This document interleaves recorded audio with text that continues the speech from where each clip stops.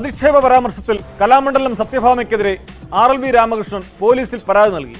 ചാലക്കുടി ഡിവൈഎസ്പിക്കാണ് പരാതി നൽകിയത്. ജാതീയമായി അധിക്ഷേപിച്ചെന്നാണ് പരാതി. പരാമർശം ഉൾപ്പെടുന്ന അഭിമുഖത്തിന്റെ വീഡിയോ ലിങ്കും പരാതിക്കൊപ്പം നൽകിയിട്ടുണ്ട്. 10ലധികം പേജുള്ള പരാതി വഞ്ചൂർ പോലീസിന് കൈമാറി.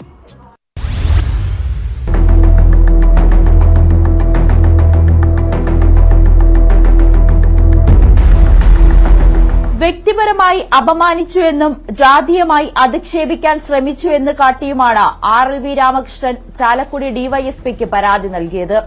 10ലധികം പേജുള്ള പരാതിയാണ് സമർപ്പിച്ചിരിക്കുന്നത്. അഭിമുഖം നടത്തിയത് തിരുവനന്തപുരം വഞ്ചൂരായതിനാൽ ചാലക്കുടി പോലീസ് പരാതി ഓൺലൈനായി വഞ്ചൂർ പോലീസിന് കൈമാറി. അതേസമയം രാമകൃഷ്ണന്റെ പരാതി സിവിൽ കേസായി കൈകാര്യം ചെയ്യണമെന്ന നിയമോപദേശമാണ് പോലീസിന് ലഭിച്ചത്. രാമകൃഷ്ണന്റെ പേര് സത്യഭാമ പരാമർശിച്ചിട്ടില്ലെന്നും പോലീസ് വിലയിരുത്തി. ചാലക്കുടിയിലെ മോഹിനിയാട്ട കലാകാരനെന്നാണ് സത്യഭാമ പറഞ്ഞത്. ചാലക്കുടിയിൽ മോഹിനിയാട്ടം എന്ന രീതിയിൽ അറിയപ്പെടുന്ന പുരുഷ കലാകാരൻ വേറെയില്ലെന്നും അക്കാര്യത്തിൽ ഖേദം പ്രകടിപ്പിച്ചില്ല എന്ന് മാത്രമല്ല, ഇരട്ടി വീര്യത്തോടെ ഇതിൽ ഉറച്ചു നിന്നു. അതിനാൽ കേസുമായി മുന്നോട്ടു പോകാനാണ് തീരുമാനമെന്നും രാമകൃഷ്ണൻ വ്യക്തമാക്കിയിരുന്നു. പരാമർശത്തിൽ സത്യഭാമയ്ക്കെതിരെ പട്ടികജാതി പട്ടിക ഗോത്രവർഗ കമ്മീഷൻ അന്വേഷണത്തിന് ഉത്തരവിട്ടിരുന്നു. 10 ദിവസത്തിനകം റിപ്പോർട്ട് സമർപ്പിക്കാനാണ് സംസ്ഥാന പോലീസ് മേധാവിക്ക് നിർദ്ദേശം നൽകിയത്. മനുഷ്യാവകാശ കമ്മീഷനും സത്യഭാമയ്ക്കെതിരെ കേസെടുത്തിട്ടുണ്ട്.